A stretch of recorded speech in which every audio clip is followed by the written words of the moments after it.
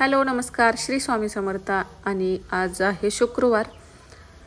तर आज सकाळ आणि संध्याकाळ असं दोन्ही मिळूनचं शूट तुमच्यासोबत शेअर करते. तर आता संध्याकाळच्या 5 वाजलेल्या होत्या. चहा वगैरे झालेला. तर आता बाहेरचं झाडू वगैरे मारून घ्यायचं आणि स्वयंपाक संध्याकाळी 5ला सुरू होतो. कधी कधी 4 वाजल्यापासून पण सुरू असतो.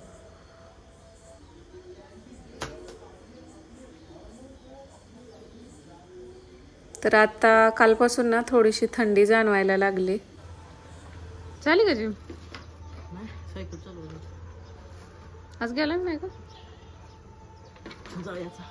आता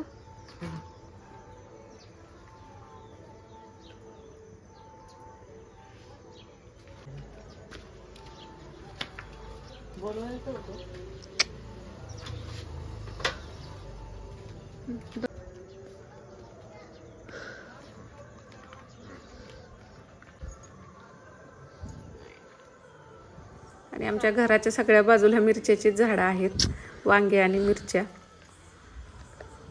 तर इथं पण आहेत, तिथं जवळ पण आहेत, घराच्या पाठीमागं पण आहेत आणि पेरूचे झाड आहे तिथं पण लावलेले आहेत.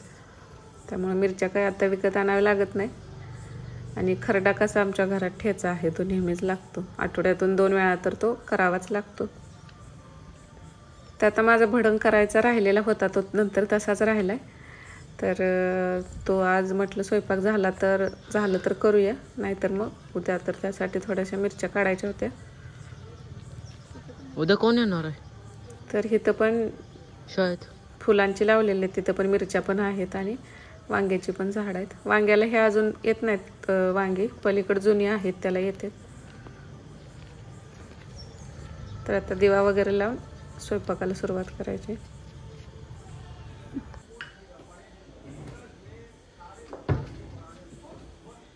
आणि आज माझं सकाळचं, मी रोजचं 3 अध्याय वाचते. तर ते राहिलेलं म्हणजे सकाळचं नाही 12 वाजेपर्यंत झालं तर सकाळी वाचते, नाही झालं तर मग संध्याकाळी 7 वाजेपर्यंत, 5 वाजल्यापासून 7 वाजेपर्यंत कधी टाईम भेटेल त्यावेळी. शक्यतो टाईम फिक्स असावा म्हणतात, पण सकाळची धावपळच असते जरा सगळी कामं, त्यामुळं सकाळचं नाही जमत. कधी निवांत असेल तर मग होतं सकाळचं. तसं 3 अध्यायाला नाही वेळ लागत, पण देवपूजा सासूबाईंनी केली तर मग ते माझ्या नंतर लक्षात राहत नाही. आणि मी देवपूजा केली तर मग त्यावेळेला वाचून होतं. तर आज मुलांच्या टिफिनसाठी छोलेची भाजी बनवलेली. तर मुलं 8 वाजता गेलेले, त्यांचं सगळं नाश्ता जेवण म्हणजे टिफिन ते झालेलं होतं. आणि दुसरी एक पातळ रस्सा भाजी मटकीची करायची होती, तर ती पण केली. छोले मुलांनाच आवडतात आणि मला, बाकी कुणाला घरात आवडत नाही जास्त, त्यामुळे परत दुसऱ्या भाज्या कराव्याच लागतात मग. तर आता परत 9:30 वाजले असतील सकाळच्या. झाडून पुसून घ्यायचं आणि मग चपात्या भाकरी असतं ते नंतर करते. भाज्या वगैरे केलेल्या होत्या.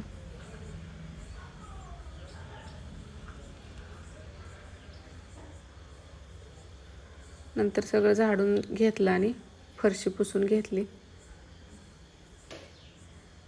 तो स्पिनचा मॉप असतो तो वरतीच आहे, कारण तो मॉप ना फ्रीज खाली किंवा सोप्याखाली जात नाही. त्यामुळं इथं हा असाच मी हातानं पिळायचाच मॉप यूज करते. आणि ह्यानं दाबून पुसलं तर निघतं व्यवस्थित.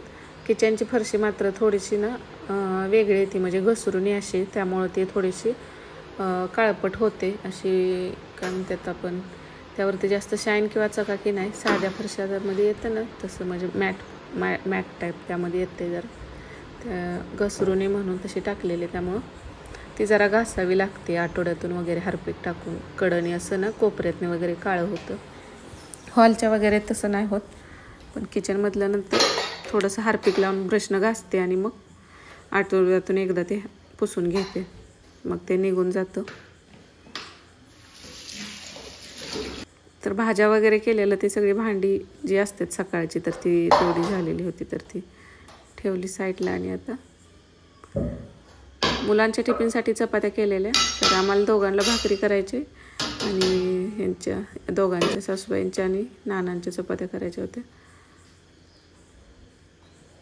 तर भाकरी पण 2 टाईम करावी लागते आणि चपात्या पण 2 टाईम, असं दोन्ही पण लागतं. ओमला भाकरी अजिबातच खात नाही. एका टायमाला तरी खावा म्हणतात पण त्याला भाकरीच आवडत नाही. जान्हवी खाते थोडी तरी, ओमला भाकरी अजिबातच आवडत नाही. सकाळची चपाती असली तर तो खातो पण भाकरी घेत नाही. आणि बाजरीची भाकरी शक्यतो जास्त करत नाही, कारण पित्ताचा त्रास आहे त्यामुळं ती शक्यतो नसतेच.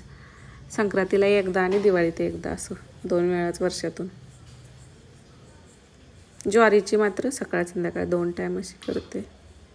नंतर आज तांदळाची भाजी पण 2 दिवस झालं ते आणून धुवून ठेवलेली, त्यामध्ये फक्त लसूण टाकून केलेले. आणि मटकीची रस्सा भाजी एक लागतेच. सुक्या भाज्या तुम्ही किती केल्या तर एक पातळ भाजी करावी लागते. असं आहे आजचं जेवण. तर ह्यांना जेवायला दिलं. आता आमचं जेवण म्हणजे सोपाच, आम्ही जेवतो सगळे किचनमध्ये, ह्यांचं आणि मुलांचं ते सोप्यावरतीच जेवण, म्हणजे सोपाच आमचा डायनिंग टेबल आहे इथं.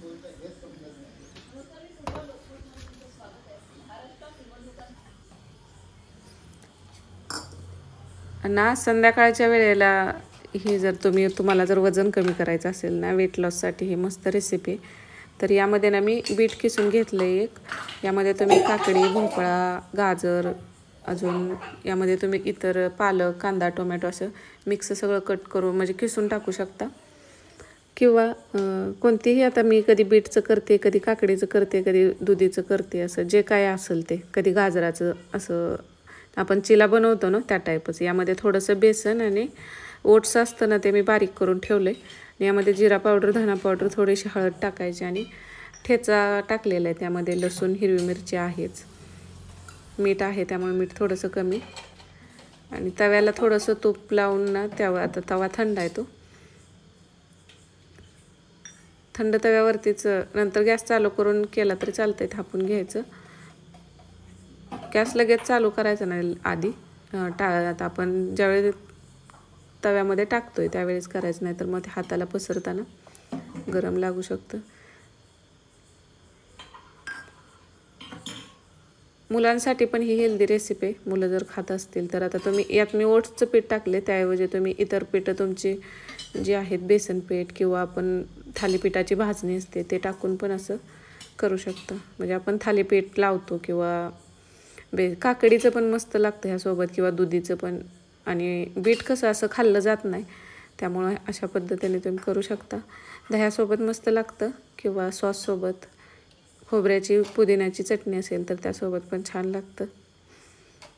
तर वजन कमी करायचं असेल तर ही मस्त रेसिपी आहे. संध्याकाळच्या वेळेला हे खायचं, दुसरं काय भात भाकरी चपाती न खाता.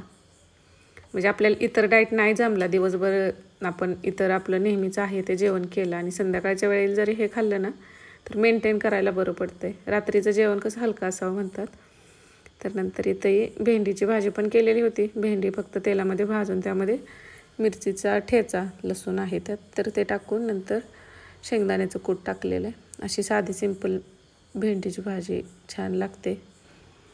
आता भेंडीची भाजी भरपूर वेगवेगळ्या पद्धतीने ते करता येते, पण जेवढी साधी असेल तेवढं छान लागते. तर असा होता आजचा व्हिडिओ. आवडला असेल तर लाईक करा, आणि चॅनलवरती नवीन असाल, अजून सबस्क्राईब केलं नसेल तर सबस्क्राईब करायला पण विसरू नका. श्री स्वामी समर्थ. परत